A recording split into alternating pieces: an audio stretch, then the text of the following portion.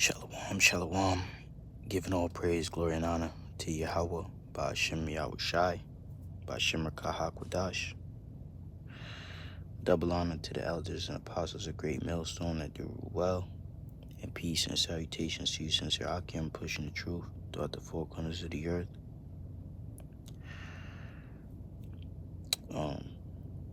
Adultery, is a capital offense.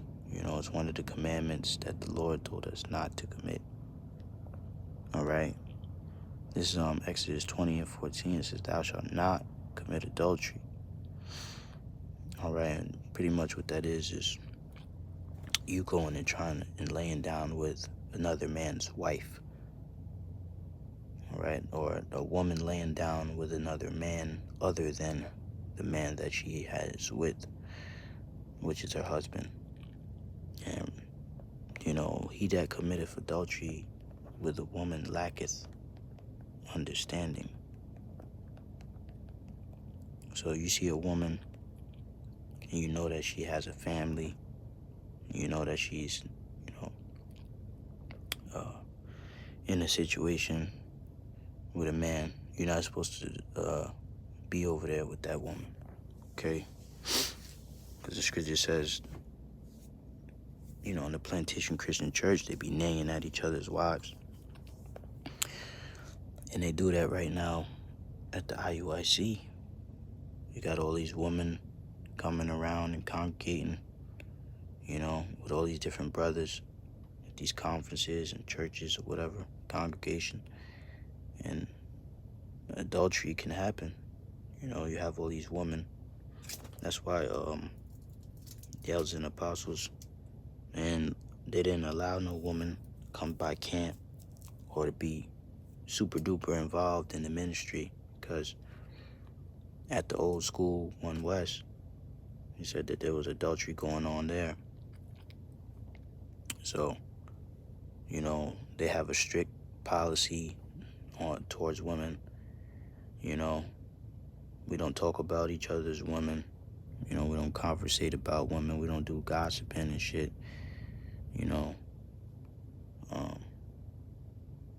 This Proverbs chapter 6 and verse 32, it says, "But whoso committeth adultery with a woman lacketh understanding. He that doeth it destroyeth his own soul." That's right. That's a very evil thing to do, because a woman is a man's possession. That's why the scripture says, "Shall not that land be greatly polluted?"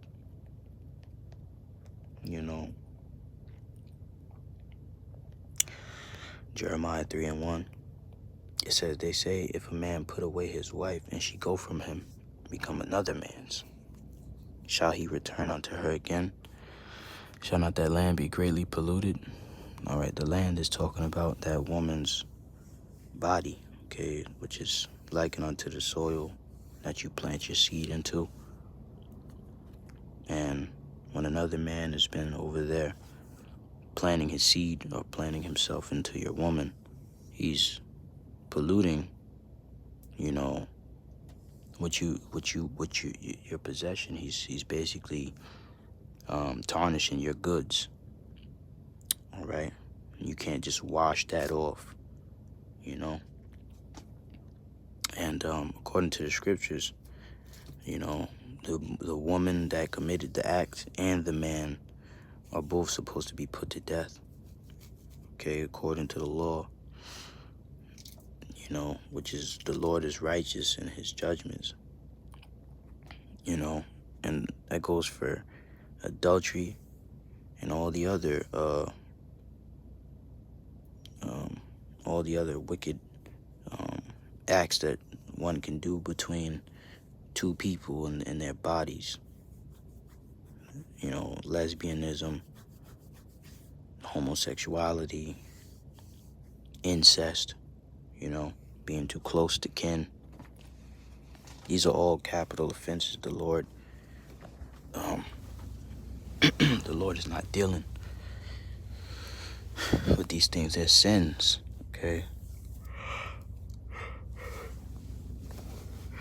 And you're not supposed to be willfully sinning.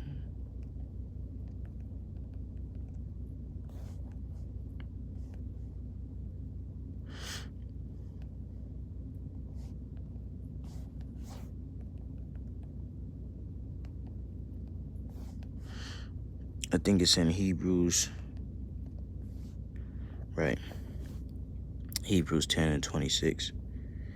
It says, "For if we sin willfully, after that we have received the knowledge of the truth, there remaineth no more sacrifices for sins."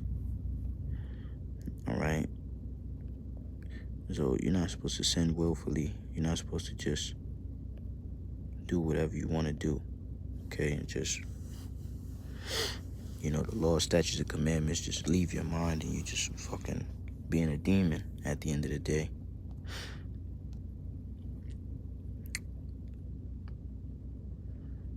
All right?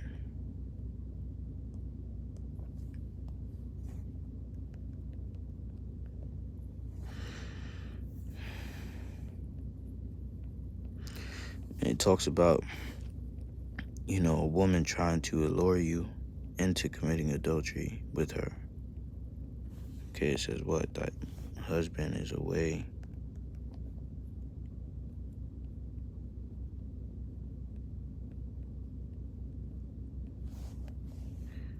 The husband is on a long journey.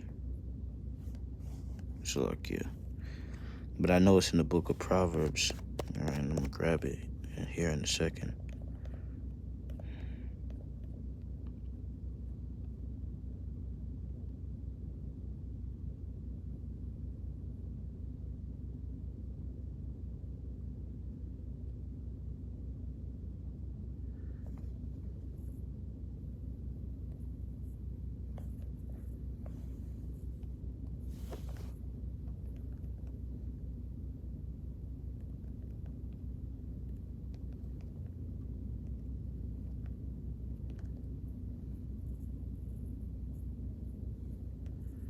Okay, it's in Proverbs 7.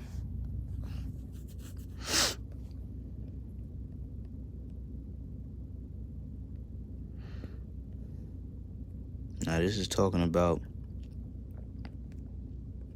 it could be used in twofold. It could be used as scripture dealing with other philosophies, dealing with these other philosophies is likened unto another woman, right?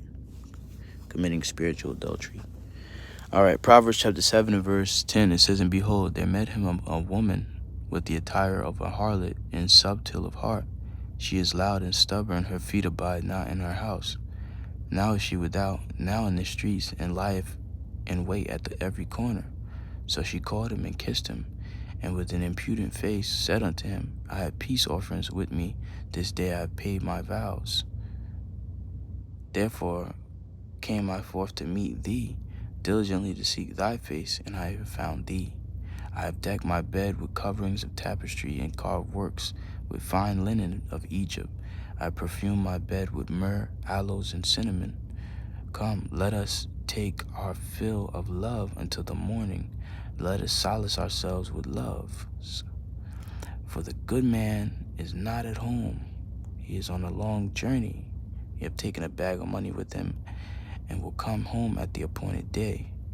With her much fair speech she caused him to yield, with the flattering of her lips she forced him.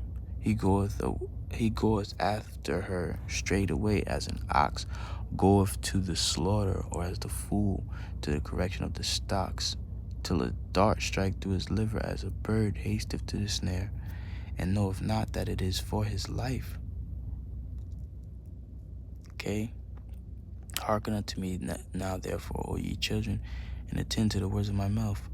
Let not thine heart decline to her ways, go not astray in her paths. For she hath cast down many wounded, yea, many strong men have been slain by her. Her house is the way to hell, going down to the chambers of death." All right, so a woman, she could lead you into, committing a act against your damn soul that get you killed, which is adultery. All right, you gotta be strong enough to you gotta be strong enough to detach from that, or to say no. All right. And this is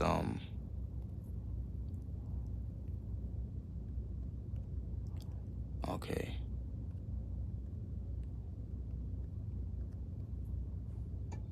Jeremiah 5 and 8, it says, they were as fed horses in the mornings. Everyone neighed after his neighbor's wife. Okay. And that's what they do in these plantation Christian churches and these different Israelite congregations. They end up committing adultery, all right, talking to another man's wife. Now, if you go back into the law, all right, both